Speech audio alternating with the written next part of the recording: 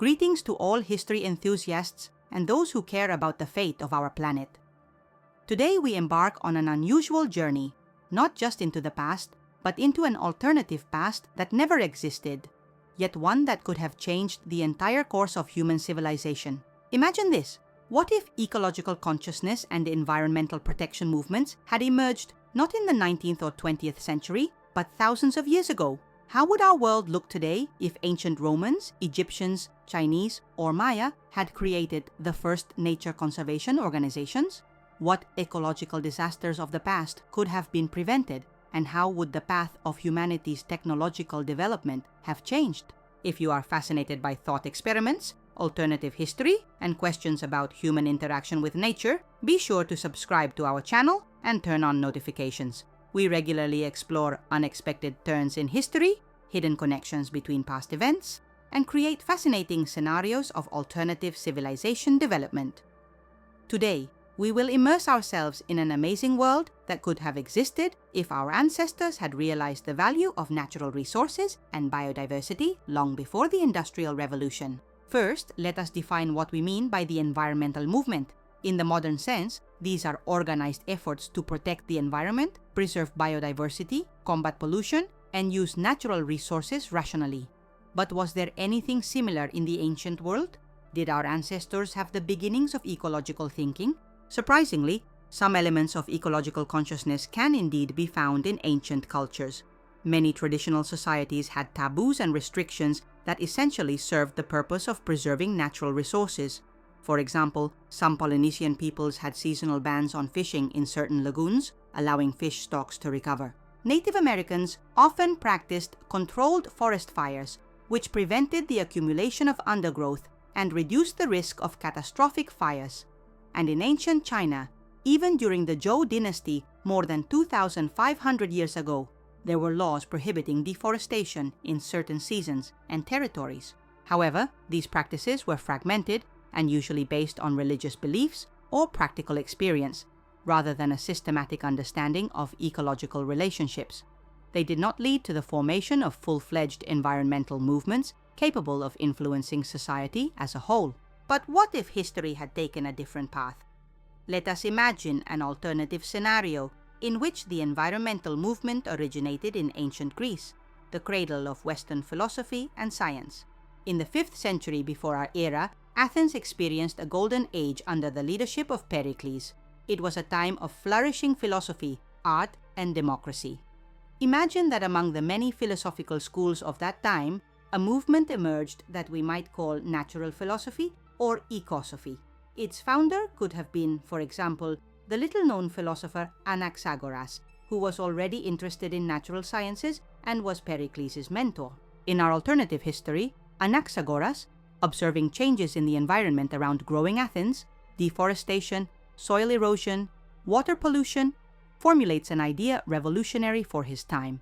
Nature is not just a resource for human use, but a complex interconnected system of which humans themselves are a part. Disruption of these interconnections, he argues, will inevitably lead to negative consequences for humanity itself. Anaxagoras creates a school of ecosophy that attracts students from educated Athenian youth. They begin to systematically study natural processes, relationships between different plant and animal species, and the impact of human activities on the environment. Gradually, a new worldview forms in which humans are seen not as masters of nature, but as its guardians and part of it. What might have happened next? Pericles, influenced by Anaxagoras, could have adopted a series of laws aimed at protecting the forests of Attica, limiting water pollution, and creating protected natural areas. These measures could have not only improved the ecological situation, but also strengthened Athens' economy by ensuring sustainable resource use. After the Peloponnesian War, when Athens lost to Sparta, the ideas of ecosophy could have spread throughout Greece and later influenced Alexander the Great and his successors. Imagine the Alexandrian Library not only as a center of science and philosophy, but also as the birthplace of the first ecological science, where scientists systematically study relationships in nature and develop sustainable land use methods. These ideas could have influenced Rome as well, which in our real history faced serious environmental problems. Deforestation on the Apennine Peninsula led to soil erosion and loss of fertility. which became one of the reasons for Rome's dependence on grain imports from Egypt and North Africa. In our alternative history, the Romans, adopting Greek ecological ideas, could have created a system of sustainable forest management, soil protection, and water resource conservation. Imagine a Roman emperor, for example, Hadrian, who was known for his interest in architecture and construction, creating not only grand structures, but also an extensive network of nature reserves throughout the empire. These territories, protected by imperial decrees, could have preserved Mediterranean biodiversity and prevented the extinction of many species that were exterminated in real history, such as the North African elephant or the Mesopotamian lion. Moreover, ecological thinking could have changed the very structure of the Roman economy. Instead of extensive expansion and exploitation of new territories, Rome could have focused on intensive agricultural development, creating sustainable irrigation systems and selecting drought-resistant plant varieties. This could have made the empire less dependent on conquests and more stable in the long term. Of course, we cannot forget about other great civilizations of antiquity. Let us imagine how the environmental movement might have developed in ancient China, where some elements of ecological thinking already existed. In our alternative history, during the Warring States period, 5th, 3rd centuries before our era, one of the rulers, inspired by Taoist philosophy of harmony with nature, creates the world's first system of protected natural territories. These imperial reserves are initially intended for imperial hunting, but gradually their function changes. They become places for studying nature, preserving rare plant and animal species, and sources of medicinal herbs. When Qin Shi Huang unifies China in 221 before our era, he not only builds the Great Wall and creates a centralized bureaucracy, but also establishes the Imperial Department for Nature Protection. This organization is responsible for controlling deforestation, protecting river systems, and preventing soil erosion. Thanks to its activities, Chinese civilization avoids many environmental problems that in real history led to floods, droughts, and famine. During the Han Dynasty, 206 before our era to 220 of our era, ecological knowledge becomes systematized. Detailed maps of natural resources are created, and methods of sustainable agriculture, forestry, and fishing are developed.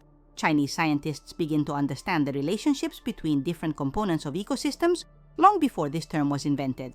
This could have led to technological development in a completely different direction. Instead of maximizing short-term productivity, Chinese engineers and agronomists could have focused on creating sustainable systems that can function for centuries without depleting resources. Imagine extensive terraced fields, integrated aquaculture and agriculture systems, cities designed with consideration for natural cycles and energy flows. Ideas of sustainable development could have spread along the Silk Road along with goods and technologies. India, Persia, and then Europe could have adopted these concepts and adapted them to their conditions. The world could have avoided many ecological catastrophes of the past: desertification of North Africa and the Middle East, mass deforestation in medieval Europe, extermination of many animal species. But let us see how this alternative history might have developed further in the era corresponding to our Middle Ages. In this period in real history, ecological thinking rather regressed, giving way to a religious worldview in which nature was viewed as something given to humans for use by God. In our alternative history, however, monasteries could have become not only centers for preserving ancient knowledge, but also guardians of ecological wisdom. Imagine an order of monk ecologists who see caring for nature as service to God. They create sustainable agricultural systems, preserve forests, cultivate medicinal plants, study animals and plants as part of divine creation. These monks could have influenced medieval rulers, convincing them of the importance of preserving natural resources.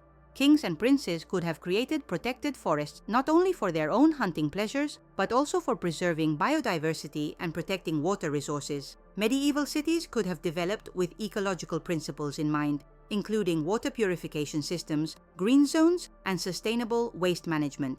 With the advent of the Renaissance and the beginning of the scientific revolution, ecological knowledge could have received a new impulse. Scientists like Leonardo da Vinci, who in reality was interested in natural processes, could have laid the foundations of modern ecology. Imagine a treatise on the interconnections of all things written by Leonardo, in which he describes food chains, nutrient cycles, and interactions between different species.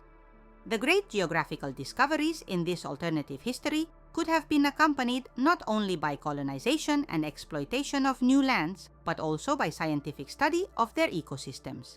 Instead of cutting down American forests for plantations, Europeans could have learned sustainable land use methods from indigenous peoples, adapted local agricultural crops, and created integrated systems combining European and American elements. The Industrial Revolution in this alternative world could have taken a completely different path. Instead of extensive use of coal and other fossil fuels, engineers and inventors could have focused on developing cleaner energy sources. Imagine that James Watt, instead of improving the steam engine, creates an efficient wind turbine or improved water mill. In this world, concepts of circular economy, where waste from one production becomes raw material for another, could have appeared earlier. 19th century cities could have avoided the terrible pollution that characterized real industrial centers of that time. Instead of gloomy smoking factories, imagine industrial complexes integrated with natural systems, using energy from the sun, wind, and water, recycling waste into useful materials. By the 20th century, this alternative world could have reached a level of technological development comparable to ours, but with much less impact on the environment. Imagine cities where buildings are covered with gardens, where transportation runs on renewable energy, where industry and nature coexist in harmony. Of course, we cannot assume that there would be no problems and conflicts in this alternative history. Human nature remains unchanged, and the struggle for power, resources, and territory would continue. But the general direction of development could have been different, more sustainable, and less destructive to nature. One interesting aspect of this alternative history could have been the development of international cooperation in nature protection. Imagine that already in the 18th or 19th century, an international organization similar to modern UNEP or IUCN is created, coordinating efforts of different countries to preserve biodiversity, combat pollution, and sustainably use resources. Such an organization could have facilitated the spread of knowledge and technologies between different regions of the world, helped create transboundary protected areas, and developed international standards in environmental protection. This could have led to a more even and fair distribution of environmental benefits and risks between different countries and peoples. However, even in our alternative history, it would be naive to assume a complete absence of environmental problems. Humanity would still face challenges related to population growth, technology development, and climate change. But having a centuries-old tradition of ecological thinking and sustainable practices, it could be better prepared to solve these problems. For example, instead of denying anthropogenic climate change or responding to it too late, countries in this alternative world could have started reducing greenhouse gas emissions as early as the late 19th century, as soon as scientists noticed the first signs of global warming. By the 21st century, the problem could have been largely solved. It is also interesting to think about how culture and art might look in this ecologically oriented world. Perhaps the main aesthetic value would be not grandeur and conquest of nature, but harmony with it. Architecture could have developed in the direction of integrating buildings with the environment. Literature and painting could more often address themes of human-nature interconnection, and music could draw inspiration from natural sounds and rhythms. Society as a whole could be more decentralized, with smaller but more self-sufficient communities connected in a network for exchanging knowledge, resources, and cultural values. The economy could focus not so much on GDP growth as on improving quality of life with minimal environmental impact. Of course, all this is just a thought experiment, an alternative history that never existed, but it allows us to think about several important things. First, about how closely our technologies, social structures, and cultural values are connected with how we perceive nature and interact with it.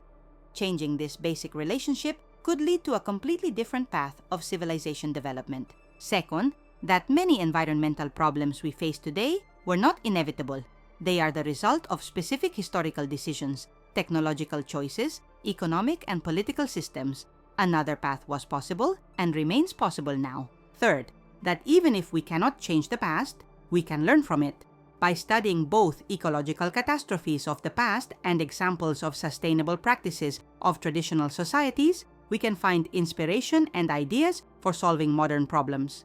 And finally, that the future is still not determined. We are at a crossroads, and the decisions we make today will determine which path our civilization will take next. Will it be a path of continuing destruction of natural systems, or a path of restoring harmony between humanity and nature? Perhaps the most important lesson from this mental journey into an alternative past is that sustainable development is not just a set of technologies or policies. It is a holistic worldview based on understanding the deep interconnections between all elements of natural and social systems.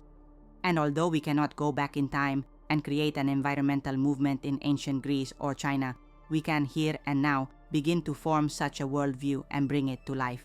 In real history, the first modern environmental movements emerged in the 19th century as a reaction to the destructive consequences of the Industrial Revolution. People began to realize the value of wilderness, the danger of pollution, the importance of preserving resources for future generations. In the 20th century, these ideas received scientific justification, social support, and political embodiment. Today, the environmental movement is global, multifaceted, and influential. It includes both large international organizations and local initiatives, both scientific research and practical actions, both political activism and changes in personal lifestyle. Perhaps our time is that turning point, that alternative branch of history when humanity finally realizes the need for harmonious coexistence with nature and begins to act accordingly. Perhaps future historians will view the 21st century as the time of the great ecological turn, the time when we changed the course of civilization development from destructive to restorative.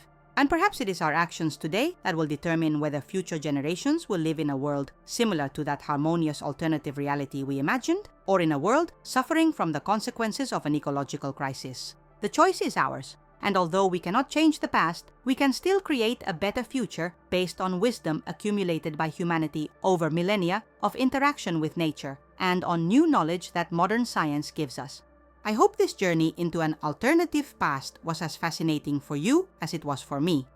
If you enjoyed this video, do not forget to like it, share it with friends, and subscribe to our channel so you do not miss new episodes about amazing turns in history and possible alternative paths of human development. And in the comments, tell us what other ecological practices of ancient civilizations you know. How do you think what decisions of the past could have radically changed the ecological situation in the modern world? In upcoming episodes, we will continue to explore amazing what-if stories that help us better understand not only the past, but also the present and possible variants of the future. Until next time, in the world of alternative history.